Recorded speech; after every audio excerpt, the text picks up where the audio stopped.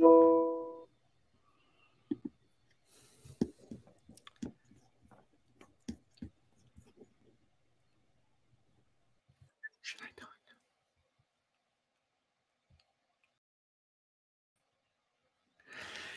welcome everybody to my monthly book club. I'm Chester Elton, your apostle of appreciation, coming to you live and in color from beautiful downtown Summit, New Jersey.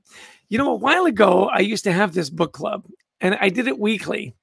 And what I found is the pressure to read a book every week and write it up was just too much to bear. So we took a hiatus. Well, we're back, and I would love to welcome you to join us once a month. Talk about the books you're reading. I'll talk about the books I'm reading. And let's form a little book club together. You know, I think that particularly with so much stress in our lives, a good book really just does tamp down all that anxiety.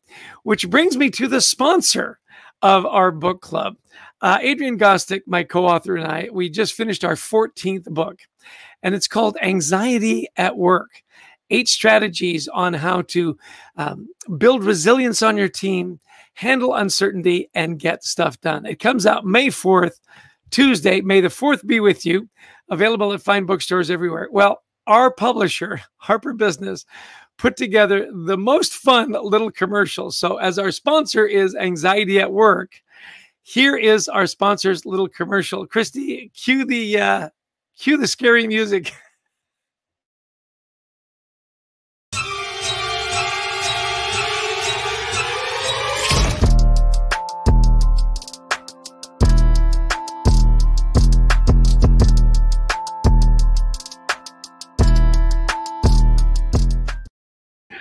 Come on, you got to admit that's a great commercial. That is a great commercial. Well, what I thought I'd do on our monthly book clubs is we would talk about not just business books. Obviously, that's my genre with my co-author, Adrian Gostick. I'd also just talk about books that I'm reading that just have had a huge impact on me. So as you saw from the advertisement, we're going to talk about 3 books today. The first book is one of my favorite children's books of all time. Put in the chat box if you have this in your library. It's by Joly Mackesy. It's called The Boy, the Mole, the Fox, and the Horse. Now, Joly has got some great stuff on Instagram. He posts like a little sketch every day, and they're so charming. They're little charcoals, and then he adds a little watercolor every now and again. They really are fabulous. I love the quality of this book, the embossing, the binding. You know, I'm a very tactile person. Maybe you are too. Anyway, in the introduction, he writes that this is a children's book that is written for people from 80 to 8. And he tells the story of a little boy. And the little boy is going out into the wild. And he's anxious and he's uncertain. And he befriends that wise old mole, and they become dear friends. In the sketches, there are so many little plates here that I love. So here is the boy and the mole sitting on a tree branch, and they're chatting away. And the mole says to the boy, "What do you want to be when you grow up?" And the boy says, "Kind." And I just love that. I have to tell you, I have probably bought a dozen of these books and gifted them to friends with kids and on and on. It's one of these books that you can just open to any page and get just this positive vibe. We often wait for kindness, but being kind to yourself can start now, says the mole. In their journey, they come across a fox, and the fox is trapped in a fox trap. And the mole says, "I'm not afraid of you." And the fox says, "If I weren't in this trap, I'd kill you." Well, the mole with his tiny teeth eats away at the little tether, and they free the fox, and the fox becomes their friend. So now it's 3 people on the journey. Well, as they move on, they befriend a wonderful and giant horse. And the little boy asks the horse, "What's the bravest thing you've ever said?" "Help," said the horse. Well, Priyadarshini, I hope I'm saying your name right. I love that you like to be kind too. And Rhonda, howdy from Texas. Thanks for joining us. I'm curious, have either of you heard of The Boy, the Mole, the Fox, and the Horse? It really is one of my favorite children's books of all time. My little granddaughter, Clara, she will crawl up and she'll say, Pop, Pop, the boy, the fox, the horse, the mole, right? I love this. Every now and again in his paintings, he'll bring in some watercolor along with his sketches. And he says, nothing beats kindness, said the horse. It sits quietly beyond all things. It really is just one of these lovely books that you can gift for anyone, from 80 to 8. By the way, his success is quite unexpected. He's the struggling artist in Northern England. And he's got some wonderful YouTube videos around the nativity, around life. And he was interviewed in 60 Minutes and said,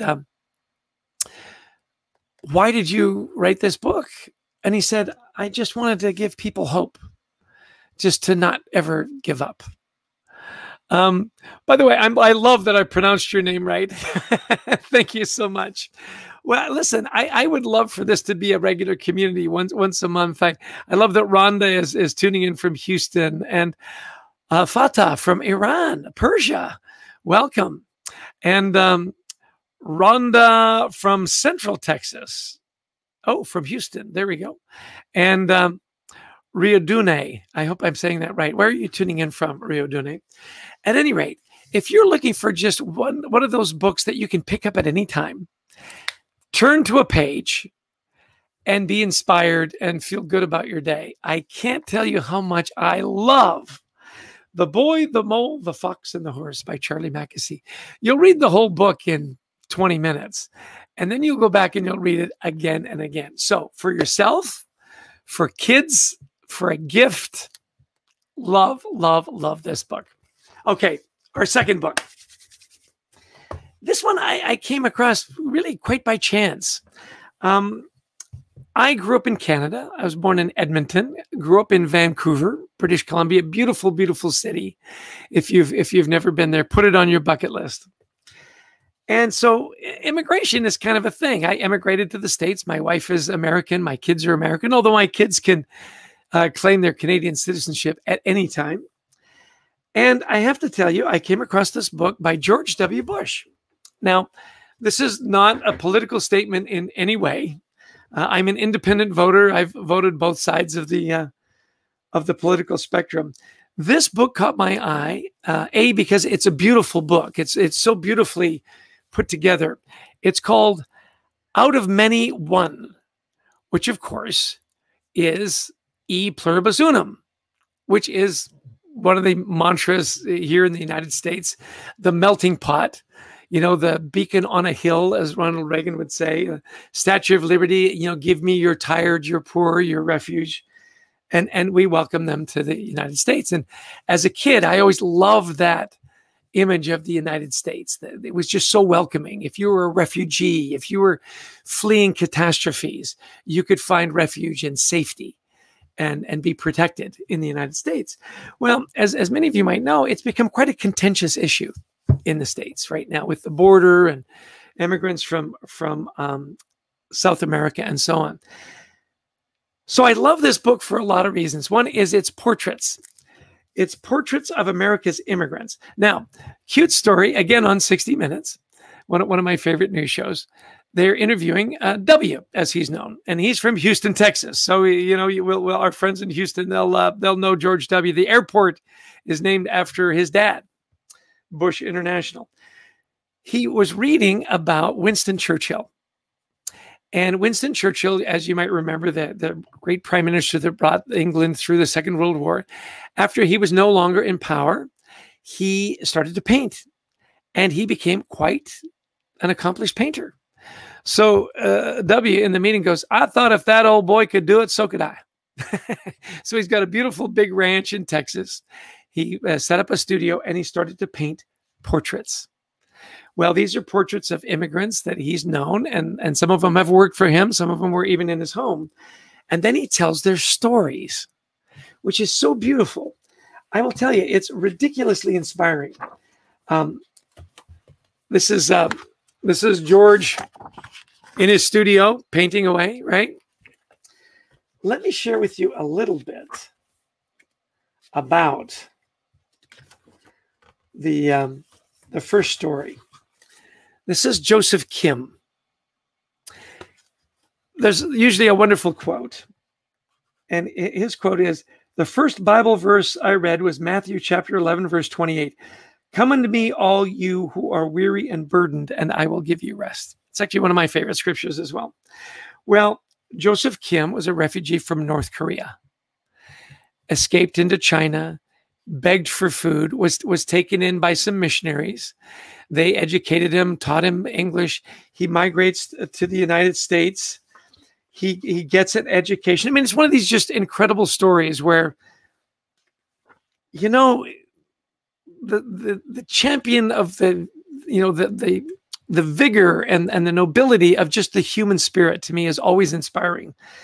And it's his story. And in every one of these stories that you read, not only do they emigrate, and not always from war-torn countries or from despots or plagues. Sometimes, you know, they're professional athletes. Sometimes they're, you know, it's work that brought them here, or a dream when they were kids of this beacon on the hill. What I love about this book is every one of them gave back. Every one of them gave back. They set up charities. They set up foundations. Really interesting, that one that I just read last night, Shanae O, you know, and again, from North Korea in 1991. One of the stories that is just so heart-wrenching and incredibly beautiful, I want to make sure I can find it here, is, oh, don't tell me. This wonderful, there's Gilbert. I don't think that's her, Janine. I will just call it out because I want you to buy the book. By the way, for as beautiful a book as this is and the production value, not expensive.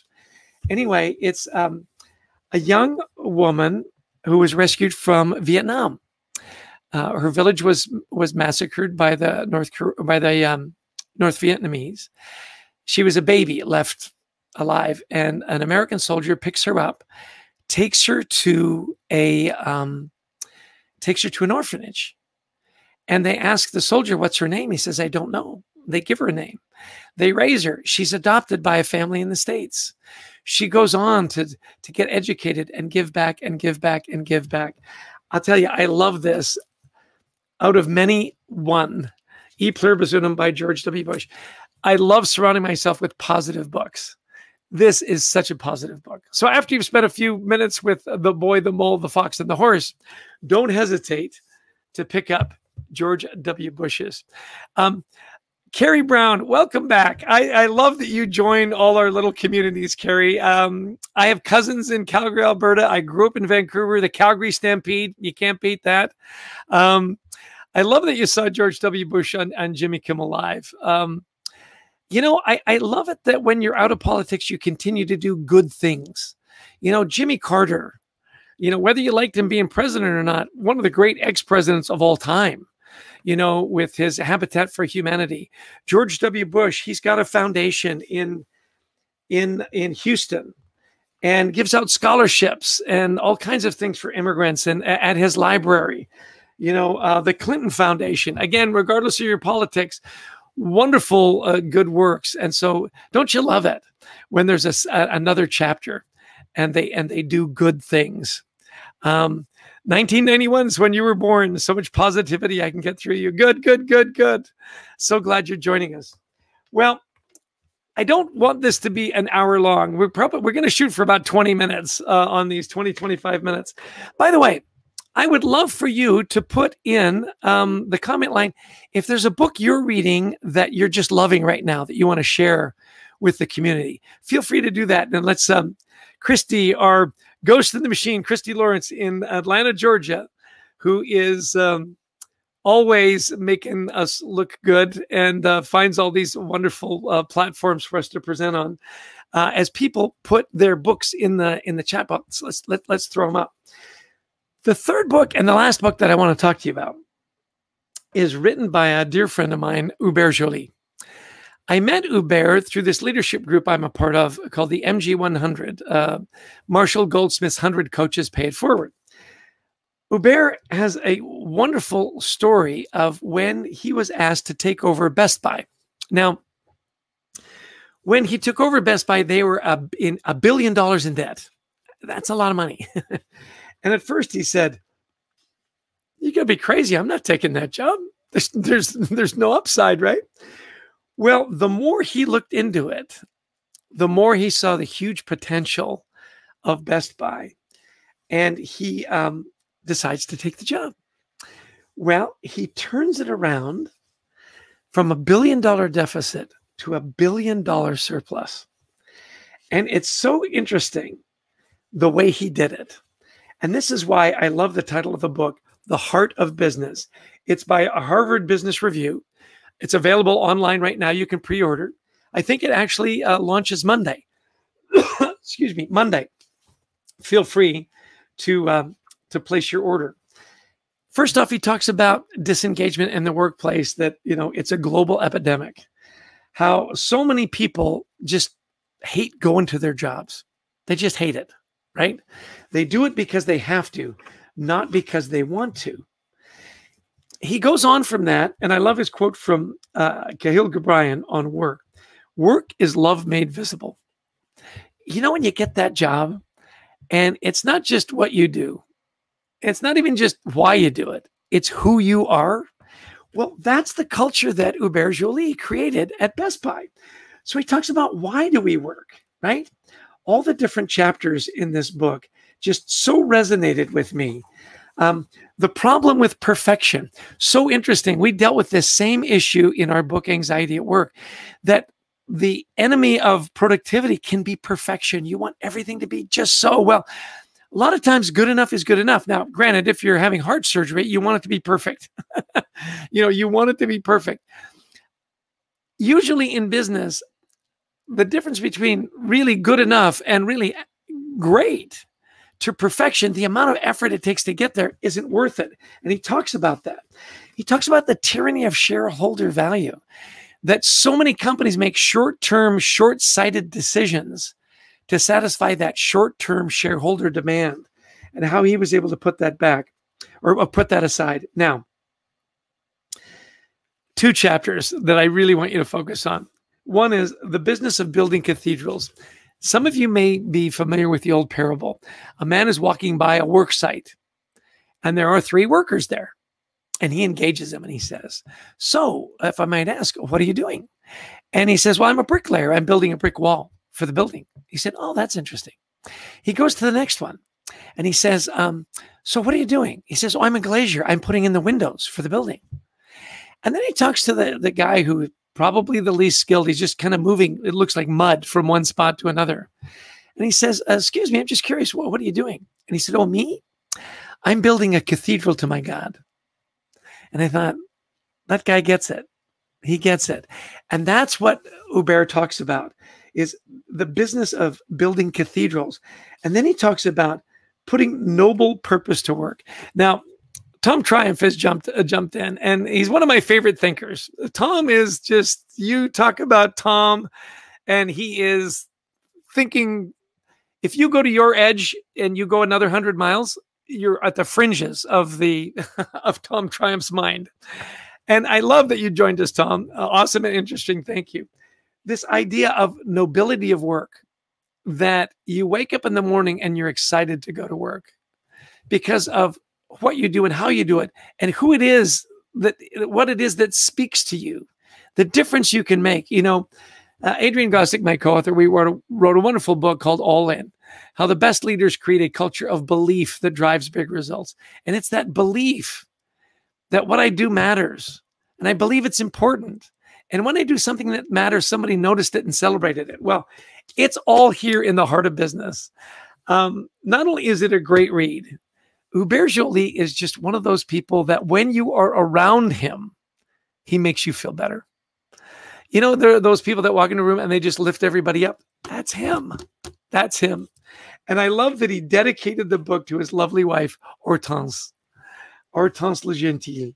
As you might guess, they're both French and lovely, lovely, lovely people. They got married during the pandemic. We all Zoomed in. So I have a very emotional connection to this book, and I know you will too. If you're looking to build that great culture where your business has a heart and you want the steps on how to do it, highly recommend it. Okay, so Priya Darshini recommends, let's put that up, Christy, learning to say no when you usually say yes. Boy, I will tell you that that's a skill we should all learn, right? That's a skill we should all learn. Let's see, we've got, who joined us from Paris? Victor from Paris. Bonjour. So I'm Canadian, so I speak a little French. Usually it's hockey French. It's more like shoot the puck the net. Our friend in Calgary will think that's funny. Currently, Carrie, speaking of Canada, Carrie's back up. Brian Burke, Burke's Law in Life and Hockey. I am a hockey fan. I'm going to a hockey game tonight. The Devils versus the Philadelphia Flyers. Thank you for that recommendation. Let's see. Do we have any other recommendations that I've missed? Well, listen, we're at 121. Thank you for joining us. Just a quick review for those that maybe tuned in a little late.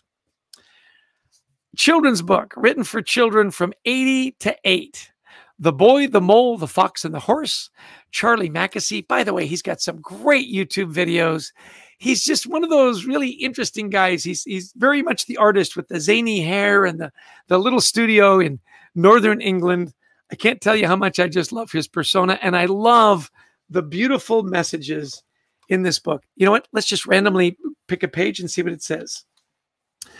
So this is the boy on the back of the horse with the fox and the mole. And it says, "So you know all about me?" asked the boy. "Yes," said the horse. "And you still love me?" "We love you all the more," said the horse. Come on, you gotta love that. The Boy, the Mole, the Fox, and the Horse, our first book. Secondly, Out of Many One, E Pluribus Unum by George W. Bush. Stories of immigrants to America. He paints their portraits. He tells their stories, whether it's from refugees from Africa and the genocides, from North Korea, to professional basketball players that immigrated from Germany, to politicians that came to the States and just continue to give back. Henry Kissinger, one of the great statesmen in the United States, immigrant to this country. And of course, I'm proud to say I am also an immigrant from Vancouver, British Columbia, Canada. And then lastly, book number 3, The Heart of Business by Hubert Joly, Leadership Principles for the Next Era of Capitalism.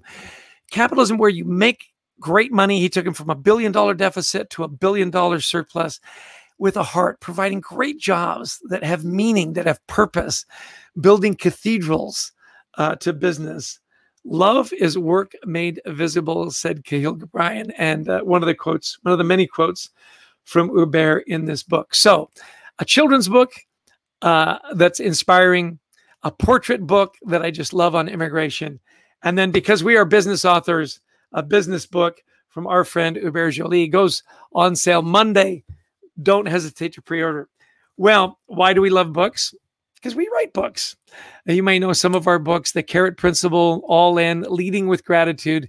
Well, on May the 4th, we've got another book coming out called Anxiety at Work, 8 principles on how to strengthen team resilience, handle uncertainty, and get stuff done by Harper Business. And they have created the scariest 15 seconds in any book club you'll ever attend.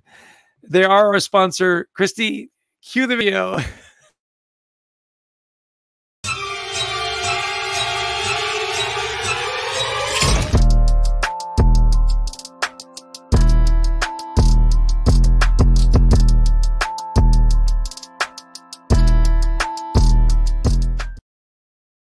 You gotta love the blues at the end there. You know, just makes you want to snap your fingers. Hey, listen, thanks to all of you, and M. Simone for joining us. Carrie Brown from Calgary. I love those Canadians, eh? I'll think about you when I'm at the hockey game. David, that's a long name, David. I'm just going to call you David.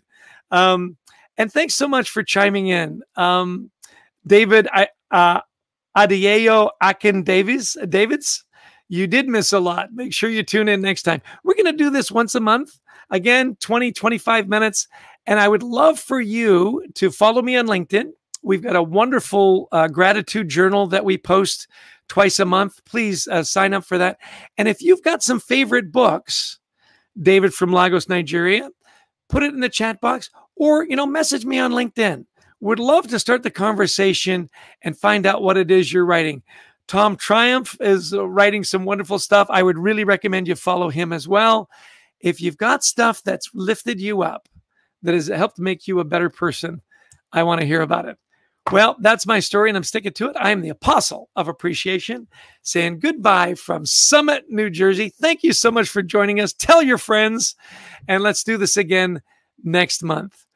From all of us in Summit, take care, be well. Cheers.